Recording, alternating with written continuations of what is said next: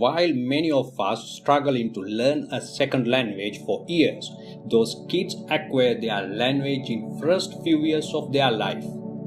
Some kids even acquire second and third languages and even more. What makes it difficult for adults and easier for kids? In 1967, linguist and neuroscientist Eric Lenenberg popularized the critical period hypothesis. It's a theory that proposed the best age range to acquire a new language. Lenenberg said the critical period was age 2 to 13. That's around the age you reached puberty. Now, this age range is debated by language experts, and today they prefer to call it the sensitive period instead of the critical period.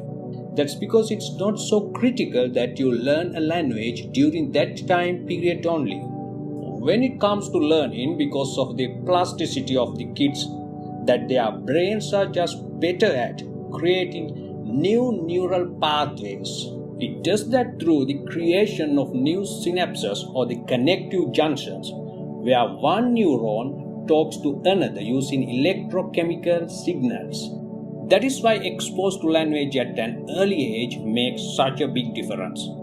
So it's probably never too soon for a pregnant mother to speak to her baby. During this sensitive period, which automatic acquisition of language is possible, and it's a subconscious process. Instead of acquiring a second language, we adults are learning a second language, which is a conscious process based on formal instructions. In fact, adults are fast at learning a new language, so although kids are better at subconsciously acquiring a new language, adults are better at conscious systematic learning. Then why many of adults unable to speak in English with confidence? Number 1. Outdated education system. Goes back to your school days when you studied English sitting behind a desk. At your school, you are aiming to achieve good grades. So every mistake you make downgrades your assessment in your English teacher's eyes. While generally students are encouraged to speak and express themselves, at the same time your knowledge is constantly assessed and checked against the existing standards. Such system works pretty well in exact subjects such as maths and similar, where you are literally required to memorize formulas and able to perform certain calculation, whereby making a mistake would result in a wrong answer. English speaking is a completely different matter altogether. English is going together with the same subject category of arts and music. When you learn in a language, it's more about being able to improvise and express yourself in a unique way rather than cram something into your brain and then reproduce the very exact knowledge. This English teaching system at school is responsible for many foreign English speakers being way too conscious of mistakes they are making. They feel as if they are still sitting behind a desk in an English class, and if they say something that isn't 100% correct, they will get a bad grade and feel guilty. Number 2. Being a victim of selfish marketing strategies. There are enough fine English institutes, many generous YouTubers, very good English teachers, but as always there are people who make you feel that English is the rocket science and it's a difficult language to be fluent without their guidance. You have to be at most perfect in grammar. You have to adopt perfect American or British accent. If you make a spoken English mistake, that somebody is going to die. And at the end, you have to pay for them with the greatest expectation of speaking perfect English by completing their course, diploma or whatever it is. Time passed by and still you with lack of confidence while speaking. You feel that you are a failure. You feel that learning English is one of the hardest things to do, even though it's the exact opposite. Number 3. Fear of public speaking. The fear of speaking public causes earlier mentioned reasons, which have rooted deep into your subconscious mind for years. If you want to be a runner, then you have to keep practicing to be a runner. If you want to be a swimmer, then you have to get into the water and start practicing how to swim.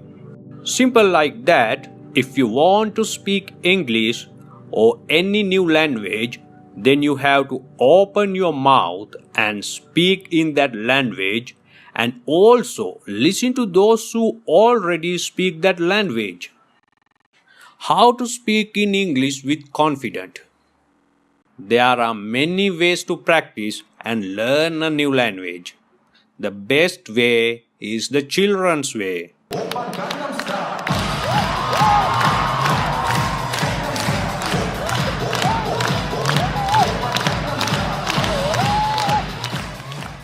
Children don't study.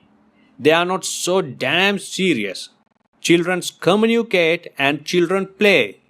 Their number one focus is always to have fun. As a result, children are totally relaxed when learning a language. They don't stress about mistakes. They don't stress about their progress. They don't constantly measure themselves with tests. In fact, they do not give damn about mistakes they make while speaking. They just have fun, and in the process, they absorb English easily and quickly. If you want to speak English or another language, then do it as how kids are learning. Unfortunately, many adults seem to have trouble with this. Most adults are depressingly serious all the time. Listen. Fuck off. Get out. Idiot. Fuck off you fat. They are constantly worried. They are constantly stressed. They are constantly measuring their own progress. They are almost never seem to laugh or play or enjoy the process of learning. Children have unchained their minds from fear of speaking.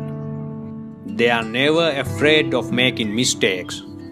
Making mistakes is a natural part of learning any language. You have to learn from your mistakes. Practice more and make sure that you don't repeat them. No one going to laugh at you for the mistakes made. It doesn't matter if your vocabulary is limited. It doesn't matter if your pronunciation isn't flawless. And it certainly doesn't matter if your grammar isn't perfect. A principle stripped of all disguise is surely the mere primitive doctrine that might is right.